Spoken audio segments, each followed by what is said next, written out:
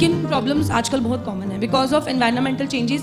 एक अगर हम स्किन की बात करें तो स्किन एक ऐसा ऑर्गन है जो हमारे और एनवायरनमेंट के बीच में सबसे ज़्यादा इन्वॉल्व होता है। कुछ बीमारियां इतनी सीवियर होती हैं कि वो आपकी स्किन के डीपर टिश्यूज तक चली जाती हैं और फिर घर बना लेती हैं और धीरे धीरे धीरे धीरे उसको बढ़ाती जाती हैं। हर एक मेल का ये कंप्लेन रहता है स्किन डिसऑर्डर्स में कि बहुत ज़्यादा इचिंग और बहुत ज़्यादा फंगल इन्फेक्शन कॉमन है। एलर्जी क्या होता है? एक ऐसे सब्सटेंस के कांटेक्ट में आ जाता है स्किन जो स्टिमुलेट कर देता है हमारी स्किन के ऊपर कुछ रैशेस, तो इसको बोलते हैं एलर्जी बेसिकली। इन दोनों चीज़ों में आपके ये प्रोडक्ट सबसे अच्छे काम करेंगे। स्किन इन्फेक्शन एक्सटर्नली ठीक नहीं होते हैं, इंटरनली आपको ब्लड की इंटरनली आपको देना पड़ता है ताकि वो इंटरनली प्यूरिफाई करे जो प्रॉब्लम है। कुछ चीज़ों में तो शायद आप एक्सटर्नली फेस वॉश और वो यूज़ करेंगे तो चली जाएंगी कुछ सिंपल चीज़ों में, लेकिन कुछ चीज़ें आपको नहीं ठीक होती हैं। जो क्रॉनिक स्किन इन्फेक्शंस हैं, कुछ एलर्जीज हैं जो नहीं ठीक होंगी, उसके लिए आपको क्या करना पड़ेगा? इसको कॉम्बिनेशन में दीजिए।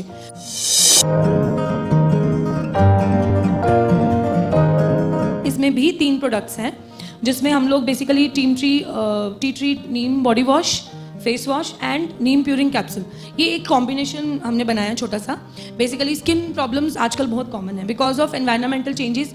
एक अगर हम स्किन की बात करें तो स्किन एक ऐसा ऑर्गन है जो हमारे और एनवायरनमेंट के बीच में सबसे ज़्यादा इन्वॉल्व होता है। कोशिश करते हैं जैसे पेशेंट एंटर करता है तो उसका कलर देखे, अगर वो काला है तो बोलते हैं वात प्रकृति है, एकदम उसका रेडिश स्किन है तो हम बोलते हैं पित्त प्रकृति है, और एकदम अगर वाइट और वाइट है तो हम बोलते हैं ये कफ प्रकृति के पर्सन ज़्यादा है। तो इस तरह स्किन का रोल आयुर्वेद में उस तरीके से भी बहुत ज़्यादा इंपॉर्टेंट है कि जब हम स्किन केयर की बात करते हैं तो हम जब भी बात करेंगे 2 तरह से इसकी जो बीमारियां होती हैं उसको डिवाइड कर सकते हैं।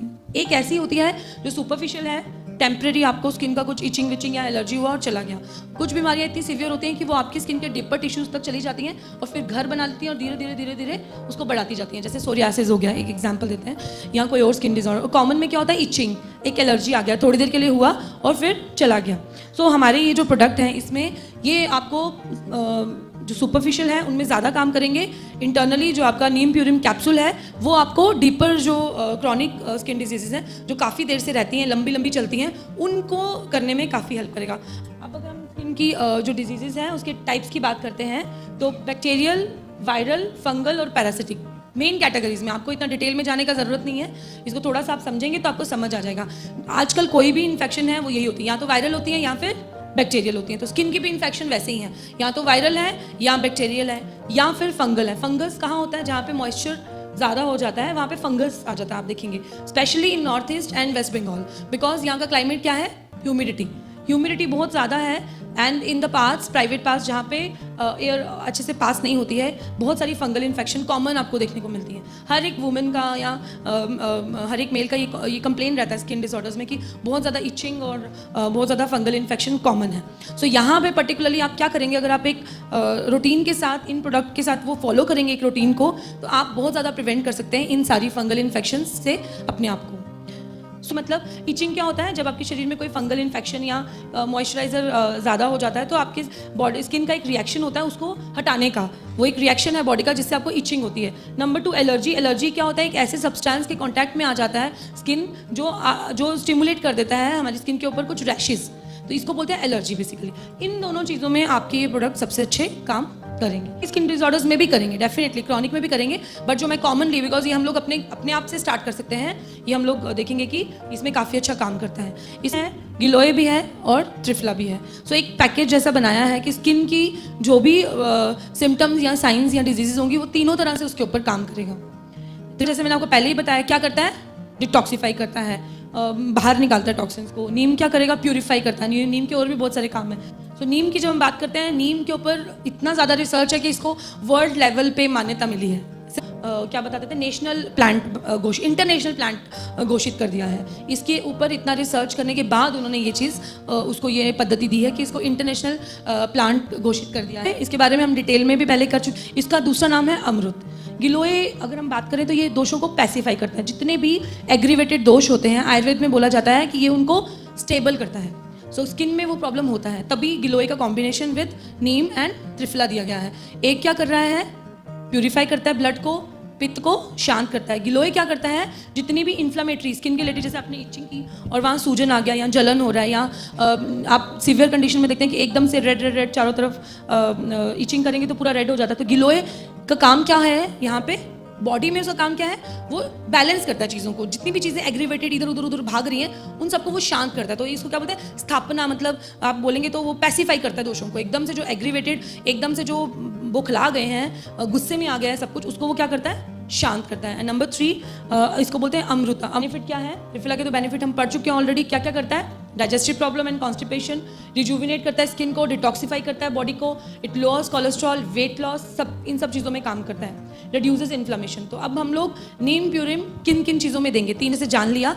अब हमको समझ में आ गया कि नीम प्यूरिम आप कैसे दे सकते हो, along with your body gel and face wash, जो एक्सटर्नली आपको हेल्प करेंगे। लेकिन स्किन इन्फेक्शन एक्सटर्नली ठीक नहीं होते हैं, इंटरनली आपको ब्लड की, मतलब इंटरनली आपको देना पड़ता है ताकि वो इंटरनली प्यूरिफाई करे जो प्रॉब्लम है। कुछ चीज़ों में तो शायद आप एक्सटर्नली फेस वॉश और वो यूज़ करेंगे तो चली जाएंगी कुछ सिंपल चीज़ों में, लेकिन कुछ चीज़ें आपको नहीं ठीक होती हैं, जो क्रॉनिक स्किन इन्फेक्शंस हैं, कुछ एलर्जीज हैं जो नहीं ठीक होंगी। उसके लिए आपको क्या करना पड़ेगा, इसको कॉम्बिनेशन में दीजिए।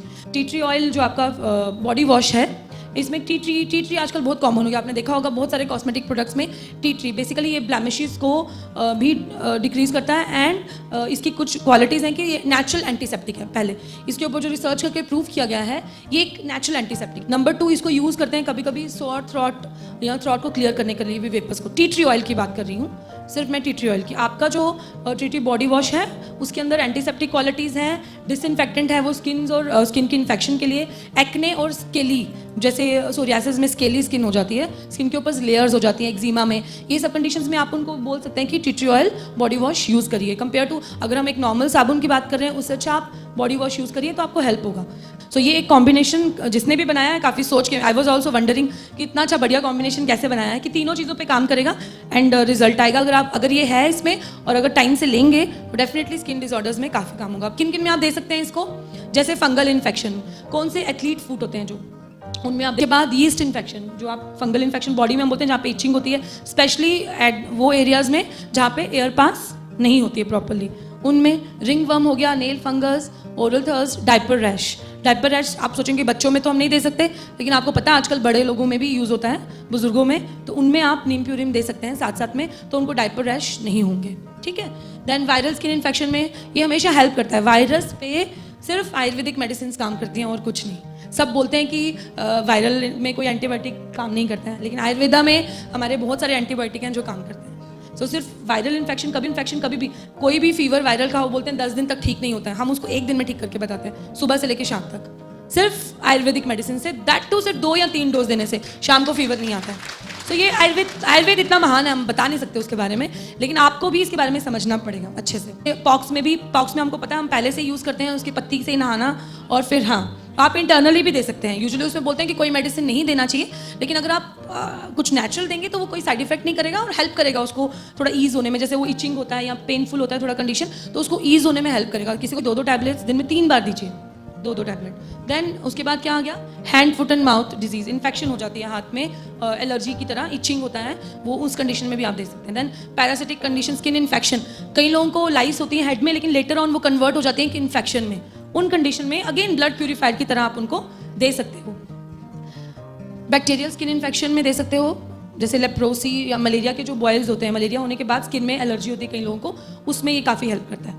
देन उसके बाद anti inflammatory, it suppresses the function of macrophages. तो नीम का ये सिग्निफिकेंट है कि ये प्यूरिफाई तो करता है, साथ साथ में पेन को भी एनाल्जेसिक की तरह भी काम करता है। सो सारी स्किन प्रॉब्लम्स जिनमें पेनफुल कंडीशन भी है, साथ में नीम प्यूरिम बहुत अच्छे से काम करेगा। Face wash twice a day, एक बार घर से आप सुबह गए हो नहा के तो आप वॉश करिए फेस को, अच्छे से क्लीन करिए, एंड आपका नहाने के समय आप अपना टी ट्री ऑयल उसको यूज़ करिए। और नेक्स्ट क्या है आपका, जब घर आएंगे तो फेस वापस वॉश करिए। जिनको स्किन का प्रॉब्लम रहता है, जिनको स्पेशली फंगल इन्फेक्शंस हैं, इचिंग का पूरा बॉडी में, वो लोग घर आने के बाद भी एक बार नहाइए with the body wash. And then आप क्या करिए, 2 बार दिन में ये कैप्सूल खाइए, 2 बार करके खाने के बाद। नीम प्यूरिम हमेशा खाने के बाद ही लीजिए, क्योंकि कई बार ये खाली पेट में एसिडिटी को बढ़ा देता है। इट्स बेटर कि आप इसको खाने के बाद लीजिए। दिन में 2 बार लेंगे विद द ल्यूकवार्म वाटर, पेट भी साफ हो जाएगा और स्किन भी प्यूरिफाई हो जाएगी। सो इसको एज अ पैकेज दीजिए जिसको भी देंगे।